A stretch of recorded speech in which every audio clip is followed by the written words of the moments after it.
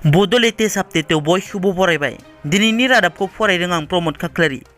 गिबि निउज आपडेटआव दङ। सिगांनि समफोराव गावनि गोख्रों हाबा मावनायनि गेजेरजों बयजोंबो अनसायजानाय नगाव जिल्लानि पुलिस बिबानगिरि आइपिएस आनन्द मिश्राखौ गिबि मन्थ्रिया आसाम पुलिस हेडक्वार्टारसिम ट्रान्सफार खालामबाय। बुंथिनो गोनांदि एसपि आनन्द मिश्रा बिथाङा खौरांगिरि मेलनि गेजेरजों ड्राग्सजों लोब्बा थानाय दायनिगिरिफोरनि सायाव बेरफुसार बिबुंथि होनायनि उनाव गिबि मन्थ्रि डक्टर हिमन्त बिश्व शर्मा बिथाङा पुलिस बिबानगिरिखौ सोलाय सोल' खालामनो बिथोन होयो।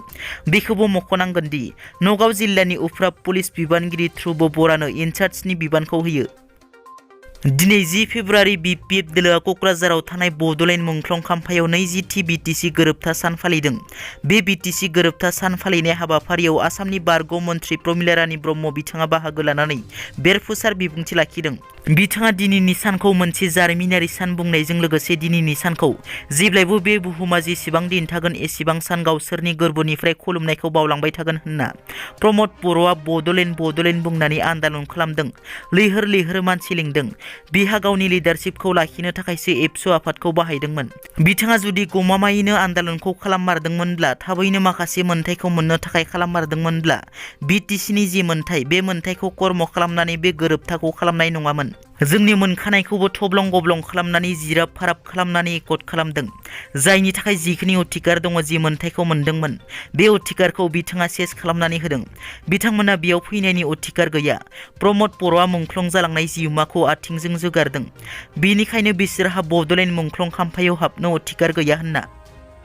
तामुलपुर पुलिसा 7 गथ'साफोरखौ बोखांदों। तामुलपुर पुलिसा मानसि लांखारग्रा दुथांफोरनि आखाइनिफ्राय 7 गथ'साफोरखौ बोखांदों।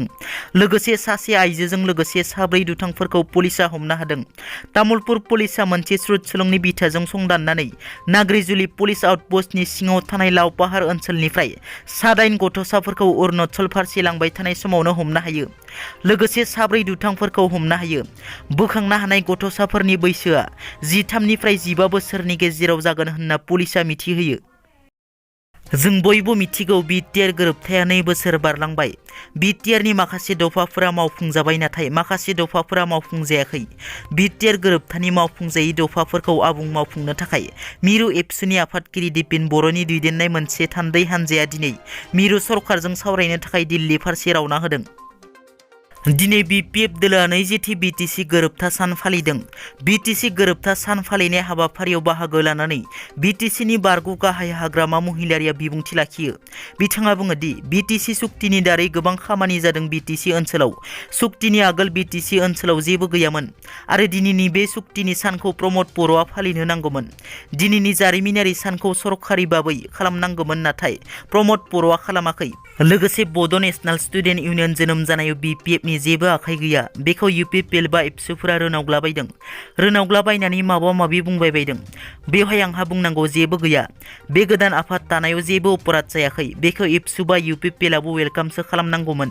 एबसु आलादा रायजो नांला होनना सुक्ति खालामनानै फैखाबाय। बेवहाय गोदान आफाद जोनोम जानायखौ एबसुआ बरायनोसो नांगौमोन। जोंथ' सारेन्डार खालामना फैबाय जोंथ' हाखाला होनना। एबसुआ मोनसे इउपिपिएलनि फरायसा गांखं बादिसो खामानि मावगासिनो दंखायो होनना। बावैसो सान सिगां बर'नि गेजेराव गोदान फरायसा आफाद बनसु जोनोम जानायखौ लाना बयबो सावरायनायखौ नुनो मोन्दों। बे गोदान फरायसा आफाद जोनोम जानायनि सायाव गोबां बर'नि दैदेनगिरिफोराबो गावबा गावनि बिबुंथि लाखिनायखौ नुनो मोन्दों। बे गोदान आफादनि सायाव बर' सावथुन मुलुगनि बयजोंबो सिनायजानाय फेस्ला फावखुंगुर फैलाजि बरगयारिया बिबुंथि लाखियो।